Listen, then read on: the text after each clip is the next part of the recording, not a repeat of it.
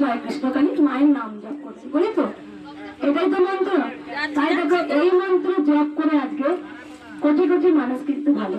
তাহলে মন্দির তো কেন ভাঙবে না? ভাঙার তো কারণ তো আছে, রিজন তো আছে। কেন কেন সেটা? তার কারণ হচ্ছে এটা সবার যে আস্তে আস্তে মুখোশ ছিঁড়ে যাচ্ছে। কৃষ্ণকালী মা যেদিন থেকে উদ্ভব হয়েছে, লাখো লাখো হাজার হাজার কোটি কোটি সন্তানরা ঘরে বসে নাম জপ করে তারা মায়ের কাছে আসছে। আরে যার মনস্কামনা পূর্ণ হচ্ছে সে ঘরে মানসিক করছে, মা আমার এই মনস্কামনাটা পূর্ণ হলে আমি তোমাকে একটা শাড়ি দেবো। কি হচ্ছে? বেশিরভাগ ভক্তরা অন ওপেন অন লাইফে বলছে আমার এই হয়েছে। এক নার্স এসেছিলেন, দুটো নার্স, তার বাবার কানে এত বড় পাশে টিউমার, ভিডিওতে আছে। সে নার্স, ডাক্তার বলছে ইনার বয়স হয়ে গেছে 74 বছর না কত বছর, তাকে ওটিতে তোলা যাবে না, রিস্ক আছে।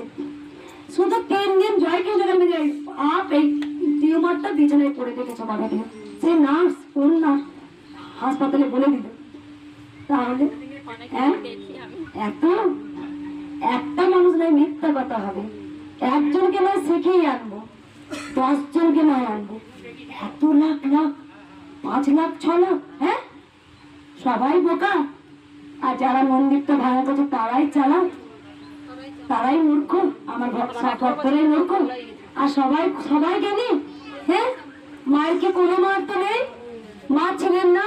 পরমহংসদেব প্রমাণ দেননি, বামাখ্যাপা প্রমাণ দেননি, রামপ্রসাদ প্রমাণ দেননি, কমলাকান্ত প্রমাণ দেননি মায়ের পায়ে কাটা ফুটিয়ে।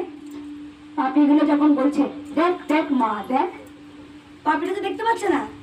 একমাত্র যিনি মন্দিরটা করেছিলেন তিনি যখন হাত দিচ্ছে, বুঝলে? মা ছিলেন, মা আছেন, মা থাকবেন। আমি ভক্তদের বারবার কি বলি, কিচ্ছু চাইবে না। এই তোমার 10 বার এক কথা বললাম, মেয়ে বিয়ে হচ্ছে না, বুঝতে পারছো?